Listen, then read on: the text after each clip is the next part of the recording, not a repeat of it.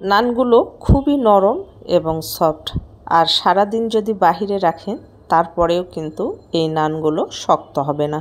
সুপ্রিয় দর্শক, দূরের এবং কাছের যে যেখান থেকে দেখছেন সবাইকে আসসালামু আলাইকুম। আশা করি সবাই ভালো আছেন।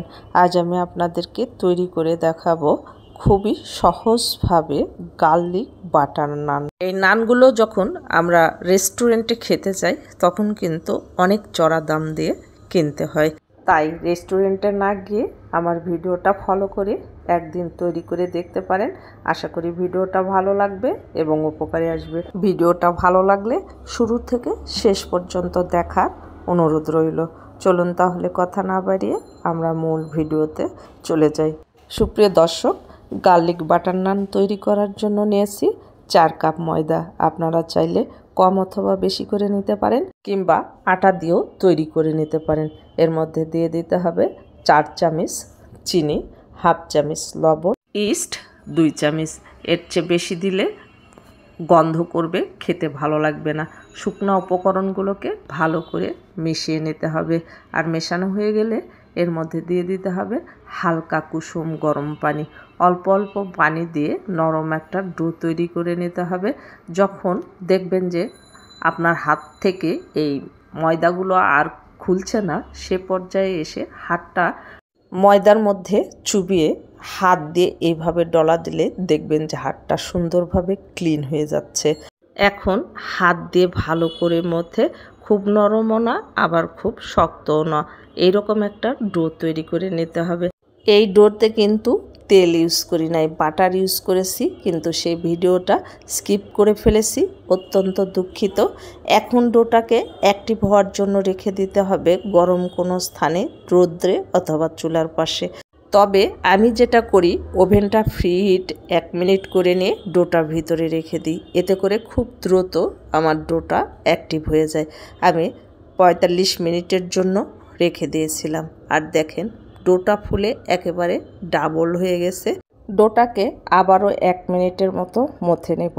আর আপনারা যত বড় নান তৈরি করতে চান সেই অনুযায়ী লেচি কেটে নেবেন। আর লেচিটা কাটা হয়ে গেলে একটা বোর্ডের উপর নিয়ে হাতের মধ্যে একটু ময়দা ছড়িয়ে দিয়ে এইভাবে মসৃণ একটা বল তৈরি করে নিতে হবে। এরপর আবারও ময়দা ছড়িয়ে বেলুনি দিয়ে বেলে একটা রুটি তৈরি করে নিতে হবে। রুটির শেপ আপনারা চাইলে গোল করতে পারেন, আবার লম্বা শেপও দিতে পারেন। আমি গোল শেপের তৈরি করে নিয়েছি। যেহেতু আমরা গার্লিক বাটার নান তৈরি করতেছি, তাই উপর দিয়ে ছড়িয়ে দিলাম গার্লিক কুচি। এখন বেলুনি দিয়ে বেলে নিতে হবে যাতে করে গার্লিকগুলো পড়ে না যায়। এখন উপরে ছড়িয়ে দিলাম ধনিয়া পাতা কুচি দিয়ে, আবারও বেলুনি দিয়ে হালকা করে বেলে নিতে হবে। আর রেডি হয়ে গেছে আমার নান। এখন ভেজে নেব।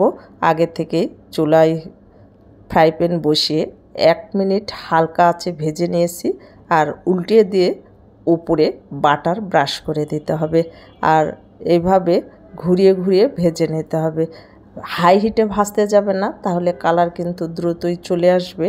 এই রকম যখন হয়ে যাবে তখন এইভাবে ঘুরিয়ে ঘুরিয়ে নানগুলো ভেজে নিতে হবে। আমি প্রত্যেকটা নান একইভাবে ভেজে নিয়েছি। একদিন হলেও আপনারা বাসায় ট্রাই করবেন, আর ট্রাই করে কমেন্টে আমাকে জানাবেন যে আপনাদের কাছে কেমন লেগেছে। আশা করি ভালো লাগবে। এরকম মজার মজার আর নিত্য নতুন রেসিপিগুলো পেতে আমার চ্যানেলটাকে সাবস্ক্রাইব করে পাশে থাকা বেল আইকনটা ক্লিক করে রাখবেন। আর যারা ফেসবুক থেকে দেখবেন প্লিজ ফেসবুক পেজটাকে ফলো দিবেন, লাইক কমেন্ট শেয়ার করে আমার সঙ্গে থাকবেন। আমি সার্ভিং ডিশে সার্ভ করে নিয়েছি, দেখুন কতটা লোভনীয় আর কতটা ইয়ামি হয়েছে। এই নানগুলো কিন্তু সারা দিন আপনারা বাহিরে রেখে খেতে পারবেন, শক্ত হবে না। আমরা রেস্টুরেন্ট থেকে যে নানগুলো নিয়ে আসি বাসায়, সেগুলো অল্প কিছুক্ষণের মধ্যেই কিন্তু শক্ত হয়ে যায়, আর পরবর্তীতে সেই নানগুলো খাওয়া যায় না।